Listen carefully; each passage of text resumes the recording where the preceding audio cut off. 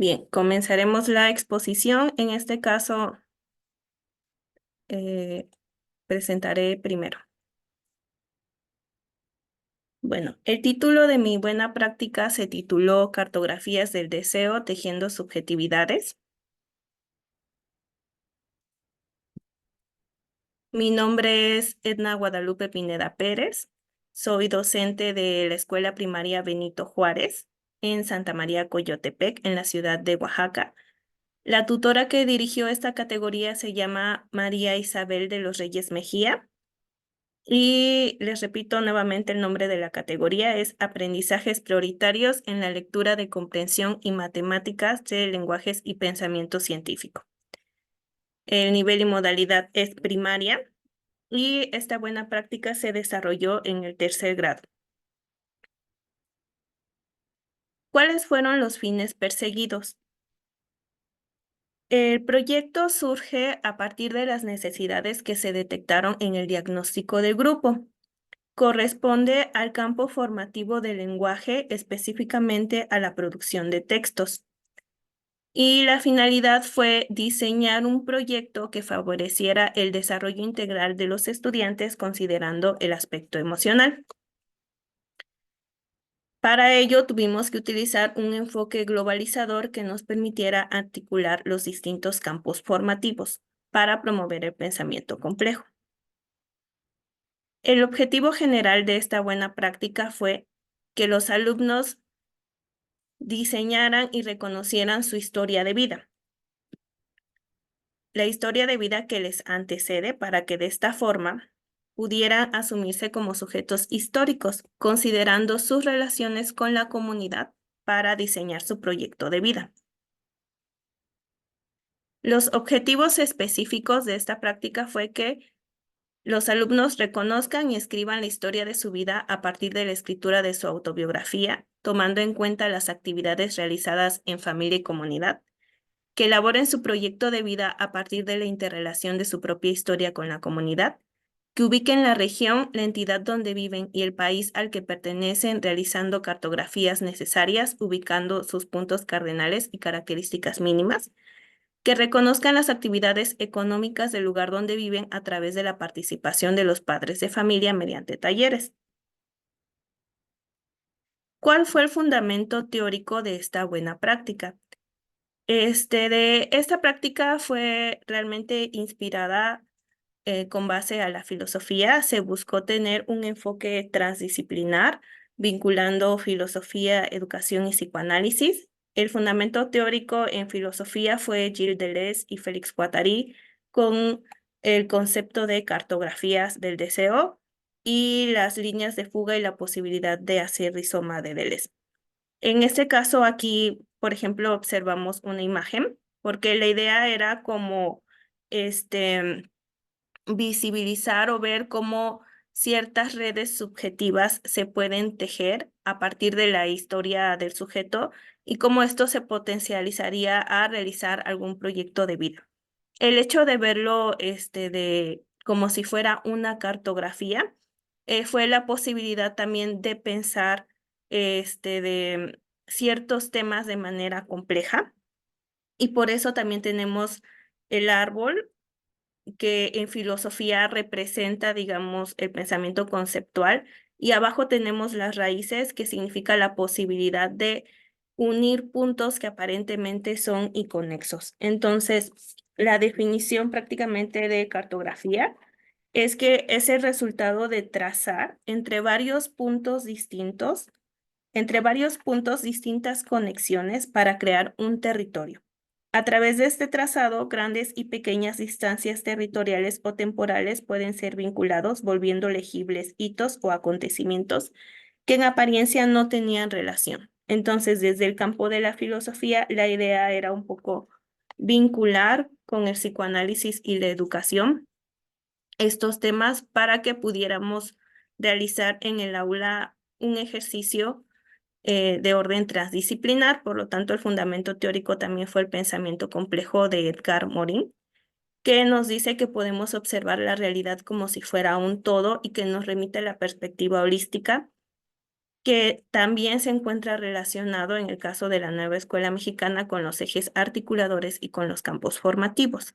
Esto nos permitió de alguna manera ejecutar un proyecto que pudiera tener todos los campos de formativos en uno solo, ¿no? La duración, por lo tanto, del proyecto fue algo extensa porque hicimos ese trabajo de unir.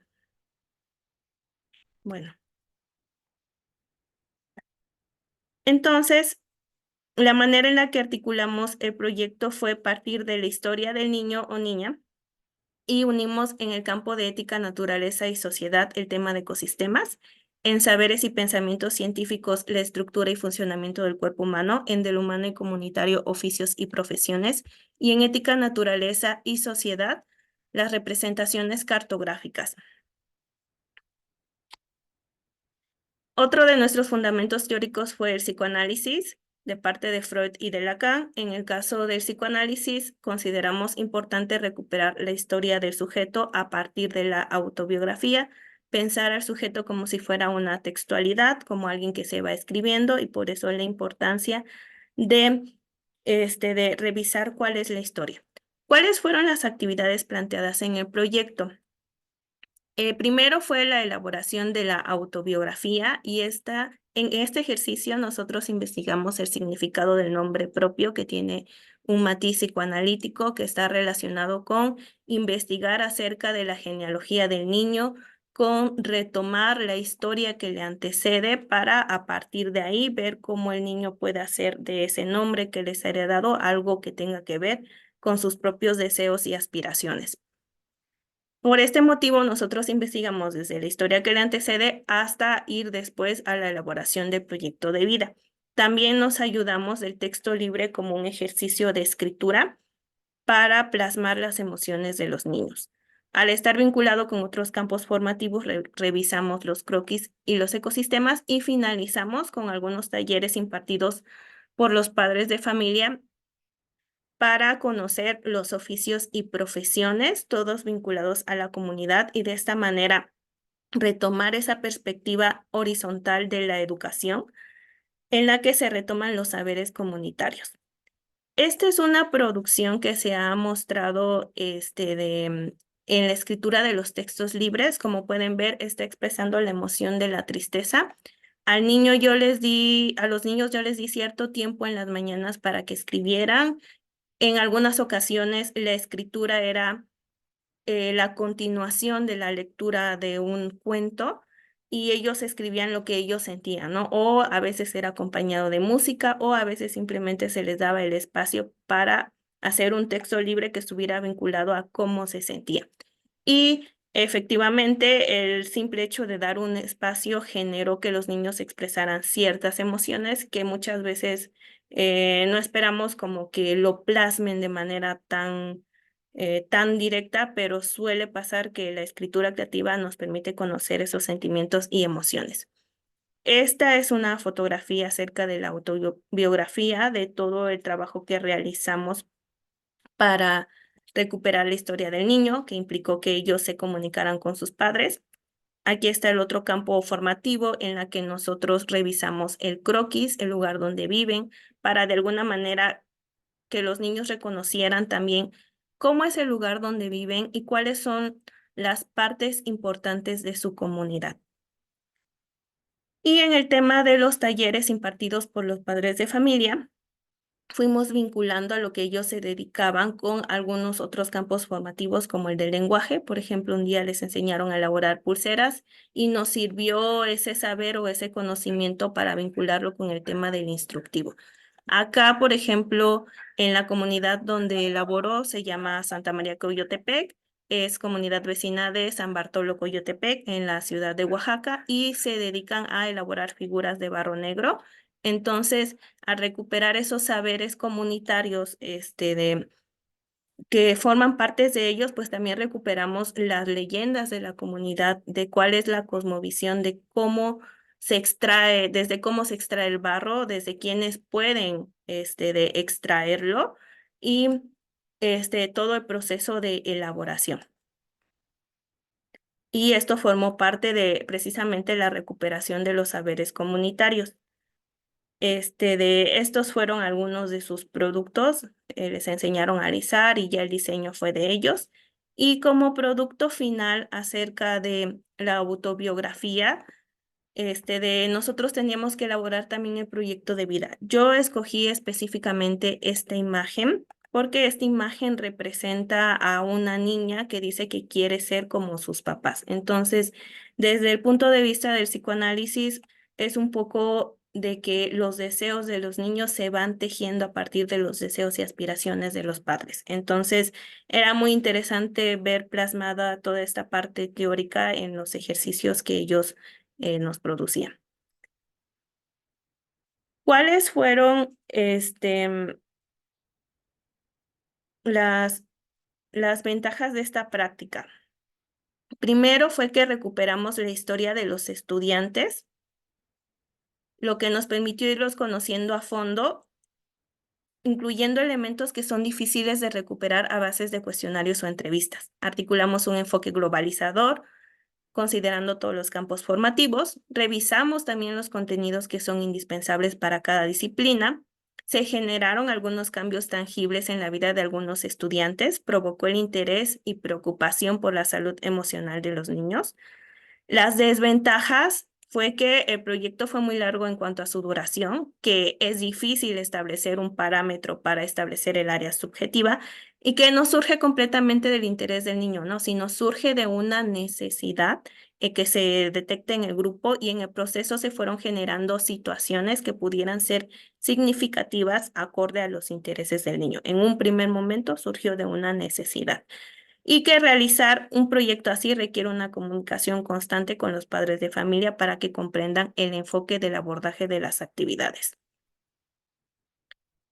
Las sugerencias o recomendaciones para aplicar esta buena práctica es primero retomar la libertad que nos da la nueva escuela mexicana para de asumirnos como diseñadores del currículum, considerando de las necesidades de nuestro contexto y de nuestros estudiantes, presentar un modelo flexible que se adapte a las necesidades del contexto, tejer una relación horizontal con el aprendizaje, considerando los saberes comunitarios y brindar un espacio para la escritura en el aula. Entonces, em, para finalizar, me gustaría decir que la escritura terminó siendo un soporte emocional en la que los niños pudieron canalizar ciertos sentimientos y emociones y que me parece importante desarrollar este aspecto o considerarlo debido a que la nueva escuela mexicana nos pide precisamente el desarrollo integral de nuestros estudiantes. Y bueno, estos son mis datos de contacto y la bibliografía consultada.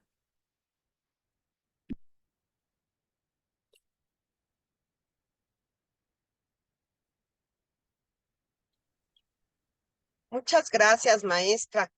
Muy interesante su participación y esto nos permite ver que los docentes, a través de la nueva escuela mexicana y el uso, el trabajo con algunos de los proyectos, permite que la escritura y el manejo de los diferentes temas matemáticos se puedan incorporar y pues es exactamente lo que se quiere. Y esta parte de psicoanálisis permite entender cómo la escritura hace que los niños sean transparentes ante nuestros ojos y podamos ayudarlos desde otro punto de vista. Muchísimas gracias. Maestra Maribel, si nos hace favor de de hacer su presentación.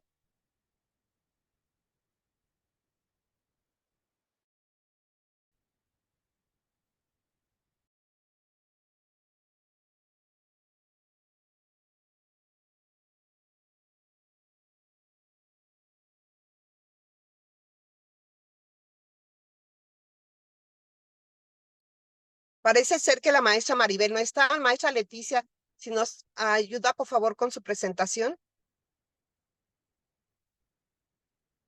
Adelante, maestra. Maestra Edna, ¿sería tan amable de compartir, por favor?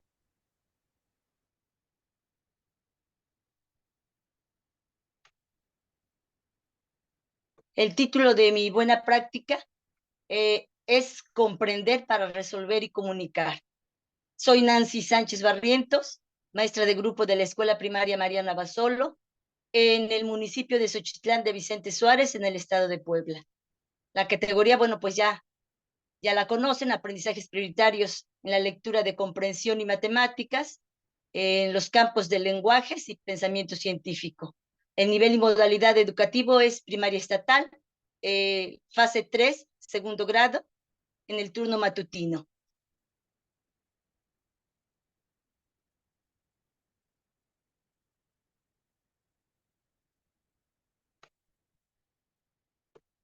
Y bueno, igual, como iniciamos nuestro programa analítico, partí de un diagnóstico, les reitero, atiendo el segundo grado, grupo A. Aquí en el diagnóstico identifiqué que algunos niños tuvieron dificultad para localizar información explícita, no relacionaron sus conocimientos previos con un texto leído, ni emitieron juicios del mismo, por lo que para favorecer los niveles de comprensión lectora, que son el literal, inferencial, crítico, apreciativo y creador, implementé estrategias de lectura, la predicción, anticipación, inferencia, confirmación y muestreo, pues para mejorar la comprensión. Pero asimismo, los niños no desarrollaron habilidades de observación, comunicación, análisis y reflexión al resolver problemas, por lo que para favorecer los niveles de resolución de problemas matemáticos, el arbitrario, concreto manipulativo, pictórico, pictórico simbólico, simbólico con fallas en la convencionalidad y simbólico convencional, se plantearon problemas y desafíos contextuales, además de actividades lúdicas, utilizando material del entorno.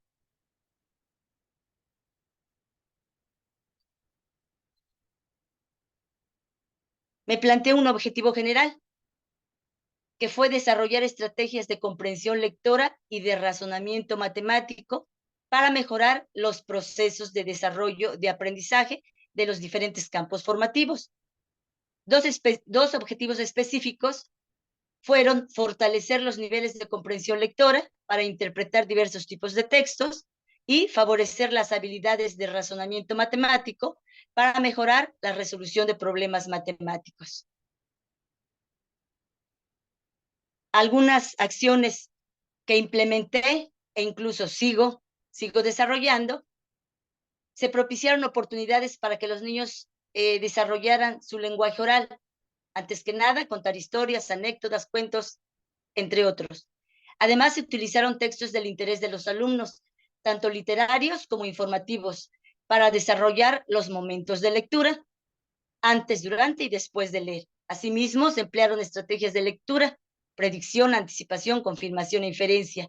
También se usaron las modalidades, audición de lectura, lectura en voz alta, lectura compartida, guiada, por parejas, independiente, comentada, en las que se tomaron en cuenta las necesidades de los alumnos, ritmos, necesidades y estilos de aprendizaje. Por otro lado, se modelaron estrategias que usan un lector experimentado por medio de la lectura en voz alta, ajustando la forma en que se lee dependiendo del contenido. Al mismo tiempo, se propició una comunicación asertiva con los padres de familia para informarles sobre los avances y dificultades de sus niños. Se realizaron actividades lúdicas, como la tiendita, vamos de compras, inventando problemas, entre muchos otros, creando así contextos en los que se divirtieron y al mismo tiempo aprendieron. Se propusieron diversos problemas y desafíos matemáticos contextualizados y significativos en los que los alumnos desarrollaron procesos reflexivos y experimentaron distintas maneras de resolverlos. Se evaluaron las soluciones encontradas a los problemas planteados a través de la puesta en común, muy funcional, donde compartieron resultados y estrategias utilizadas. El periodo, pues estas actividades son permanentes, es decir, se desarrollan en los 4 campos formativos durante todo el ciclo escolar. Los responsables, pues somos principalmente los docentes. Mencionarles que esta estrategia la estamos aplicando de primero a sexto para que pueda tener continuidad. El directivo que nos acompaña, los padres de familia, el supervisor también, que hace algunas observaciones, el jefe de sector. Los recursos utilizados, pues primero que nada el plan y programa de estudios 2022, del semana el analítico, y de el plano didáctico, materiales digitales e impresos y recursos del contexto. La evaluación y seguimiento, bueno, son reuniones periódicas con los padres de familia, ese es el seguimiento. Evaluaciones trimestrales, evaluaciones, cabe mencionar, son cualitativas, no cuantitativas. La técnica de evaluación que se utiliza es la observación y el instrumento de primero a sexto es un portafolio de evidencias. Las acciones realizadas mejoraron las habilidades de comprensión lectora y el razonamiento matemático. Esta buena práctica consistió, bueno, ya lo dije anteriormente, en implementar esas estrategias, modalidades y momentos de lectura, además del desarrollo de actividades lúdicas y contextuales en la resolución de problemas matemáticos, y se vieron algunos logros. Los niños avanzaron de un nivel de comprensión lectora a otro. En el nivel literal, ya identificaron la idea principal del texto. En el inferencial, explicaron un texto de forma más amplia, un poquito más amplia, de acuerdo a su capacidad. En el nivel crítico, emitieron juicios sobre un texto leído. En el nivel apreciativo, reconocieron aspectos emocionales de lo leído. Y en el creador, ya cambiaron el final de un cuento. Además, solucionaron desafíos que permitieron identificar un avance en los niveles de resolución de problemas matemáticos. En el pictórico, por ejemplo, simbólico, intentaron abandonar la representación pictórica y emplearon ya las operaciones convencionales al resolver los problemas. En el simbólico, con fallas en la convencionalidad, los niños accedieron a las operaciones de suma y resta, ya para solucionar sus problemas. También expresaron sentimientos positivos y desarrollaron habilidades de observación, comunicación, análisis y reflexión al dar solución a sus problemas. Esta práctica exitosa se implementó de manera transversal en los 4 campos formativos. Cabe mencionar que pueden implementar estos momentos, estrategias y modalidades de lectura en los 4 campos formativos, en los diferentes contenidos y desarrollos de proceso de aprendizaje. Acompañé activamente o estoy acompañando activamente en el proceso formativo de los estudiantes mediante un diálogo constante para construir aprendizajes significativos. Además, se propició una comunicación asertiva entre los actores educativos inmediatos y los padres de familia, lo que contribuyó a fortalecer los procesos de desarrollo de aprendizaje de los alumnos en los 4 campos formativos. Los recursos utilizados para el desarrollo de esta buena práctica, bueno, ya mencioné el programa de estudios plan y programa de estudios 2022, el programa analítico, el plano didáctico, en el que, bueno, se puntualizan estas estrategias, estos momentos y estas actividades lúdicas, materiales digitales e impresos, material del contexto. Las actividades más exitosas fueron pues ya el empleo de estas estrategias, momentos y modalidades, con el uso de diversos tipos de textos, mencionaba tanto literarios como informativos, además de la implementación de las actividades lúdicas en la resolución de problemas matemáticos, muy funcionales estas actividades. ¿Qué recomiendo o qué sugiero? Primero, conocer las características de los niveles de comprensión lectora, de resolución de problemas matemáticos, las estrategias, momentos y modalidades de lectura. Para esto tengo un compendio, ¿sí? Igual, aquí en los niveles de comprensión lectora yo tengo que recurrir, ¿verdad? Tengo que recurrir a ver las características de cada uno para identificar en qué nivel se encuentra el niño. Pero bueno, primero es conocerlas, no las conozco en su totalidad, por eso recurro para ver cuál es la característica, identificar qué nivel está. Primero es conocer eso. De ahí, realizar el diagnóstico para identificar los niveles de comprensión lectora y niveles de resolución de problemas matemáticos en el que se encuentra el niño.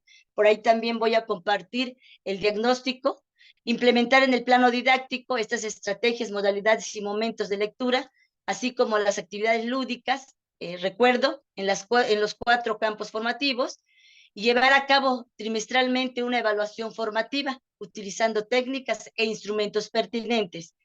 Yo estoy utilizando la técnica de observación y el instrumento es un portafolio de evidencias. Pero bueno, les sugiero que de acuerdo a sus necesidades, ustedes puedan implementar la técnica y el instrumento que más les favorezca. Aquí están las evidencias, aquí está el diagnóstico que yo apliqué. Si ven la fecha, es martes 29 de agosto, para identificar los niveles de comprensión lectora y los niveles de resolución de problemas matemáticos. Ahora sí, una vez hecho el diagnóstico, identificando los niveles, bueno, vamos a desarrollar esas estrategias. Aquí está el desarrollo de estrategias, momentos y modalidades de lectura. En la primera foto observarán que los niños están haciendo predicciones. Yo les estoy mostrando a través de la imagen y preguntándoles de qué creen que vaya a tratar el texto. Es un texto literario. Posteriormente está un niño con la modalidad lectura en voz alta, es una producción de él, y posteriormente ya está utilizando la modalidad de lectura en voz alta. Aquí están las actividades lúdicas con material del contexto para solucionar problemas matemáticos. Ahí están los niños resolviendo con algunas corcholatas. Ellos hicieron algunas bolsitas para identificar decenas, y por ahí con monedas de plástico, incluso por ahí unos llevaron monedas de cartón. Bueno, todo es válido, siempre y cuando por los diferentes caminos que ellos lleguen a la solución del problema. Y para identificar, ya fue el diagnóstico, ya desarrollé esas acciones, esas estrategias. Ahora sí, si se dan cuenta, el lunes 27 de noviembre, que fue la primera evaluación que hice, cualitativa, no cuantitativa. Si observan, no estoy calificando, estoy identificando en qué nivel se encuentra el niño. Cabe mencionar que en el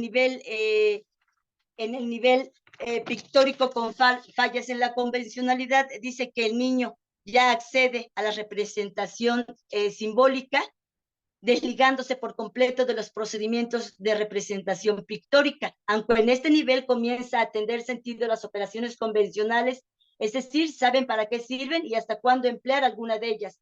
Esto no garantiza que resuelvan los problemas correctamente o con la operación más eficaz. Incluso puede darse el caso de que empleen estrategias simbólicas no convencionales para resolver el problema. Solo estoy identificando en qué nivel se encuentra el niño. Posteriormente está el de comprensión lectora, que está igual el lunes 27, y estoy identificando que el niño se encuentra en el nivel inferencial. Aquí está mi instrumento de evaluación. Les reitero, la técnica es la observación y mi instrumento de evaluación es el portafolio. Dentro de este portafolio están dos folders en que voy conservando ahí el instrumento de evaluación, y al final los padres de familia hacen un acordeón informativo como el que les estoy presentando a continuación, en el que se observa ya finalmente el proceso. Este es de escritura. Aquí es para identificar los niveles de conceptualización de la escritura. Pero este acordeón informativo lo hacen en las 4 habilidades: en escritura, lectura, niveles de resolución de problemas matemáticos y niveles de comprensión lectora. Y aquí ellos mismos, los padres de familia, elaboran este acordeón informativo y van identificando cómo el niño va pasando de un nivel a otro. Ese es el instrumento de evaluación que utilizo.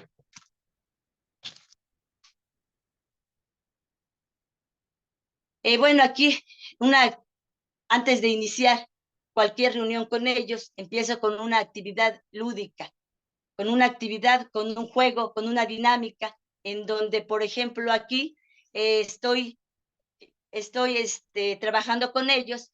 No dejemos caer la sandía. Es un globo en el que se toman de las manos los padres de familia y, sin soltarse, ellos no deben dejar caer el globo al suelo. Es la sandía, ¿sí? Busquen la manera de hacerlo. Entonces, aquí estamos viendo cómo el trabajo colaborativo ayuda a lograr un objetivo. Por eso, a través de las actividades lúdicas, se favoreció una comunicación, o se favorece permanentemente una comunicación asertiva entre los actores educativos, directivo, docente y padres de familia. Esa es mi experiencia, esa es mi buena práctica, Quedo a la orden.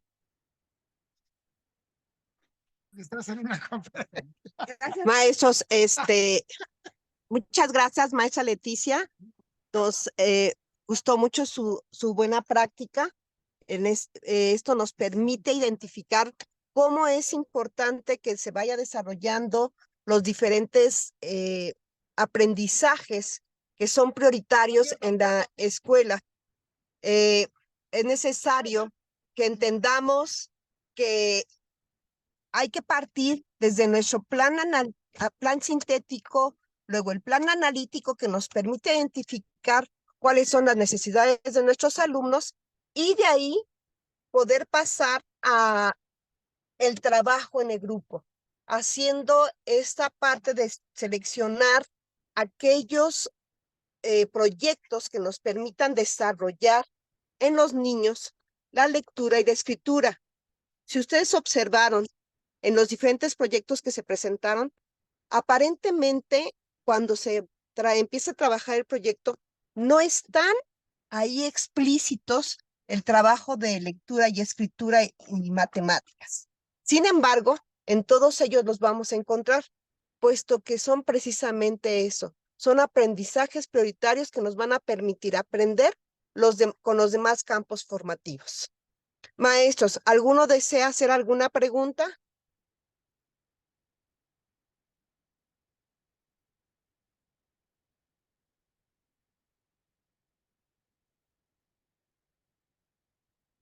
¿O algún comentario?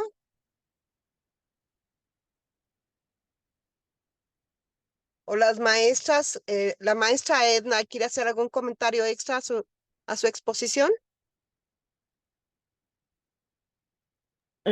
Bueno, únicamente a las personas que nos escuchan, de hacer el énfasis, ¿no? A la cuestión emocional que podemos brindar en el aula a partir de la escritura. Como mencionaban hace rato, es una cuestión que se da de manera transdisciplinar y me faltó mencionar, por ejemplo, el efecto Pigmalión, que en el caso de la psicología es como si nosotros generamos una imagen positiva en el niño, ellos van afrontando los retos de manera diferente a si nosotros tenemos bajas expectativas en ellos, ¿no?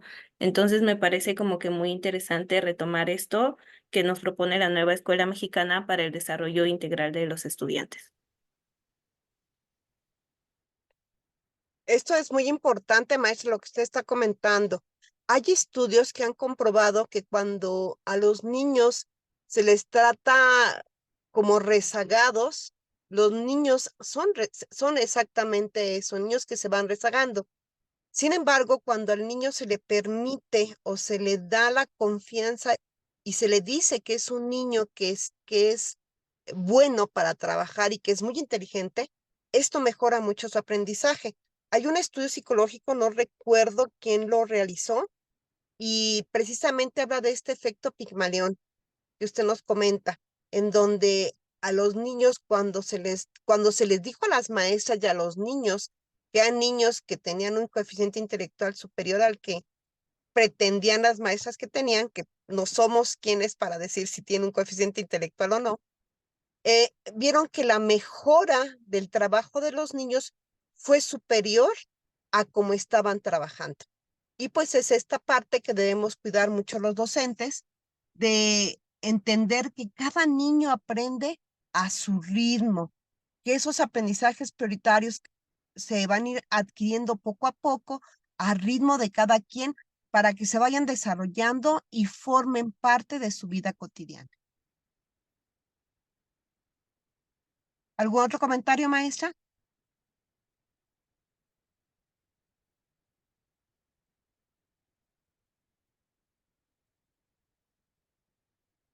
Sí es cierto, maestra Licini, este, la parte sentimental, toda esta parte que podemos darle a nuestros alumnos es muy importante. Y esa parte donde tomamos las emociones de nuestros alumnos se ven reflejadas incluso en los escritos.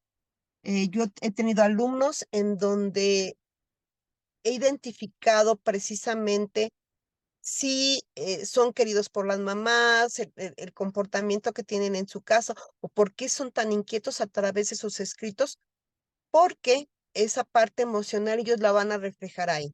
Siempre pedirle a nuestros alumnos que escriban un texto, van a lograr esta parte que nos decía la maestra Edna, esta parte del psicoanálisis que podemos realizar y que podemos hacer que el niño mejore de alguna manera. Gracias, maestra Edna, y muchas gracias, maestra, por su comentario.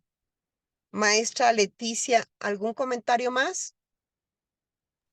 Así es, maestra. Creo que la maestra Edna nos amplió un poquito la información respecto a válgase la redundancia, al aspecto emocional, maestra.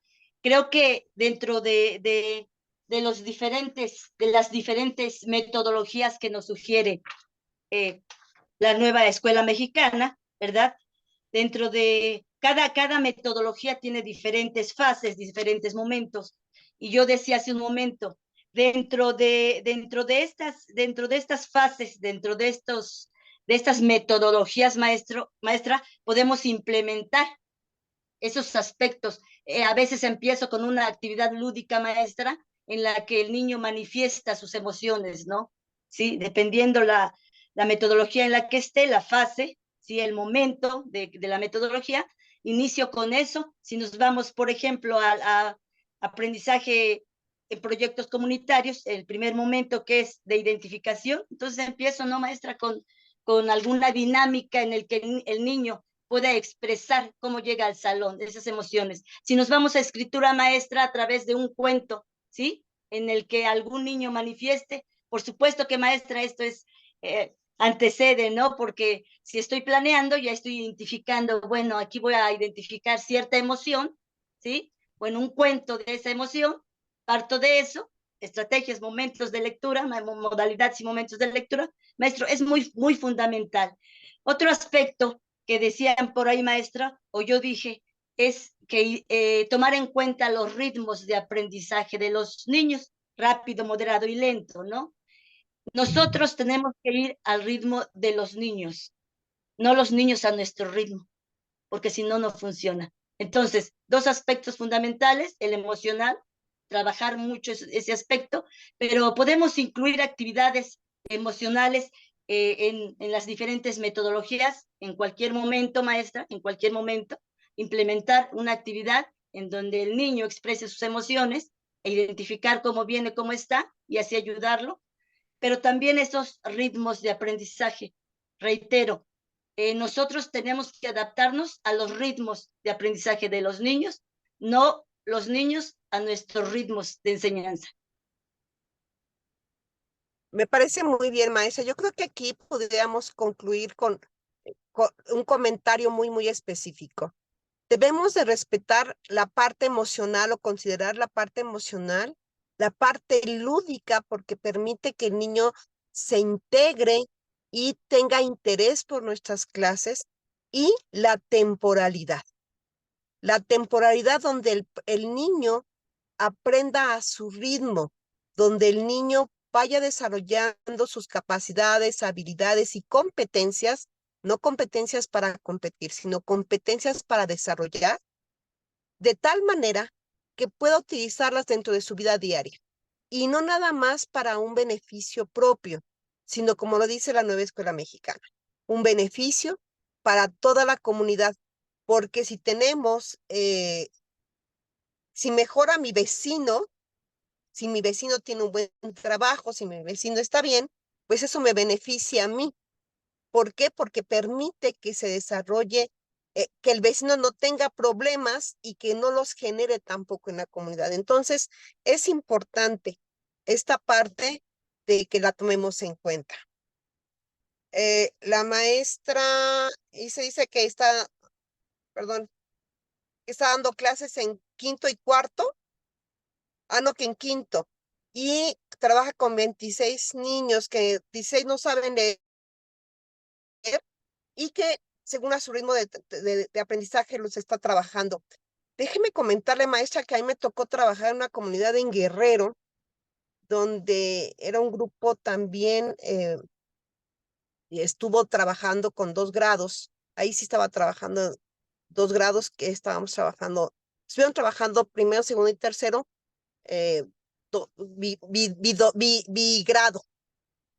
Y encontré que había niños que no sabían leer.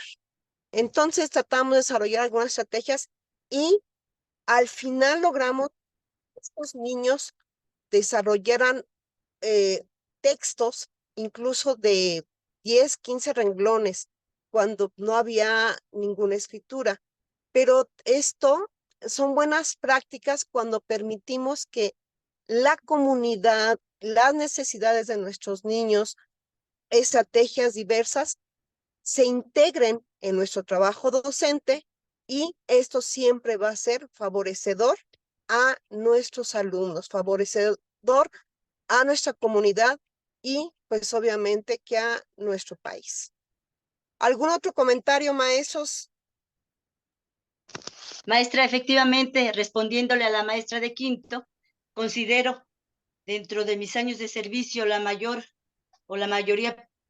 parte de mis años, maestro, he estado en primero y segundo, ¿sí? Creo que algo fundamental, yo veía el escrito de la maestra Edna, algo fundamental, yo les decía, maestra, que en este portafolio de evidencias son 4 habilidades las que identificamos de primero a sexto, y en el primero, el diagnóstico que hago es para identificar los niveles de conceptualización de la escritura, ¿sí? Pero eso nos corresponde a primero y segundo. Ahora, una vez identificados esos niveles de conceptualización de la escritura, maestra, considero algo fundamental es la metodología, ¿sí? Que se implementa para el desarrollo de la escritura. Vaya, yo por ahí implementé el método global de análisis estructural, es muy funcional, ¿sí? Y yo por ahí hice unas adaptaciones e incluso por ahí diseñé esta tabla, maestra, con palabras, ¿sí? De este lado, palabras compuestas, muy funcional, maestra, ¿sí? Entonces, ese trabajo, maestra, de quinto respondiendo es de primero y segundo. Si el método es mecánico, maestra, híjole, creo que no. Si no identificamos el nivel de conceptualización de la escritura en el que se encuentra el niño, las características, es que no puede, es que te comes las letras, no, maestra. Está en cierto nivel, en el silábico alfabético, ¿sí? Entonces, a partir de esto, maestra, de identificar, iniciamos con el desarrollo de ciertas actividades. Aquí está un cuadernillo en el que por niveles, maestra, estoy implementando ciertas acciones, ciertas actividades que le permiten al niño descubrir ciertas características de la escritura o las principales, la relación sonorográfica, el valor sonoro convencional, la segmentación, entre otras, maestra, ¿sí? Que son propias de su edad, de primero y segundo. Entonces, si nosotros, primero y segundo, damos las bases, caramba, de tercero les damos cuerda, maestra, y se van solos. Pero considero fundamental, maestra, la metodología que se utiliza para la lectoescritura. Alguna bondad que veo ahorita en el programa de estudios y principalmente en el programa analítico, en el codiseño, es que nos permiten implementar esos contenidos locales tomando en cuenta las necesidades de los niños. Entonces ahí en mi programa analítico, vaya, ya implementé esos contenidos que me permitieron continuar con el desarrollo, maestra, de la lectoescritura. Algunos ya venían, algunos no, entonces fui muy específica en lo que quería y bueno, pues ya los desarrollé, maestra. Entonces esa es una bondad del nuevo programa de estudios y principalmente en el programa analítico que me permite, maestra, me da esa flexibilidad de implementar esos contenidos locales de acuerdo a las necesidades de mis alumnos. Así es, maestra. La metodología que utilicemos nos va a ayudar mucho a desarrollar estos aprendizajes prioritarios, sobre todo en el campo del lenguaje, y permitirá que nuestros alumnos gracias a esos aprendizajes prioritarios que es de lenguaje y de pensamiento científico, van a poder aprender los demás campos. Trabajar la geografía, trabajar la historia. ¿Por qué? Porque esto les va a permitir comprender todos y cada uno de estas partes que conforman no nada más los conocimientos, sino la vida diaria que tenemos. Entonces, muchas gracias. La verdad fueron muy interesantes sus buenas prácticas. Este es un trabajo, maestros, los que nos están escuchando, es un trabajo que se realizó durante varios meses con diferentes formas de comunicarnos, a veces sí, a veces no, cuando se puede, pero siempre con la intención de presentar aquello que hacemos bien. Y yo los invito a los demás a que a partir de este momento escribamos lo que hacemos. Es muy importante que lo que desarrollamos en nuestro grupo lo demos a conocer, porque todos los maestros tenemos buenas prácticas. Solamente es necesario compartirlas para que los demás las conozcan, las vean y vean que los maestros sí trabajamos. Las evaluaciones no nada más son una prueba escrita, no nada más es identificar que podemos desarrollar diferentes competencias en un examen, sino es precisamente esta parte, el explicar, compartir aquello que hacemos por nuestros alumnos y cómo lo recibimos y cómo salen de nuestro grado. Y pues muchísimas gracias. Creo que ya nos van a sacar, creo que faltan por ahí 3 minutos. Si alguien más quiere hacer algún comentario, compartir una pequeña experiencia que hayan tenido, pues con gusto les damos este espacio.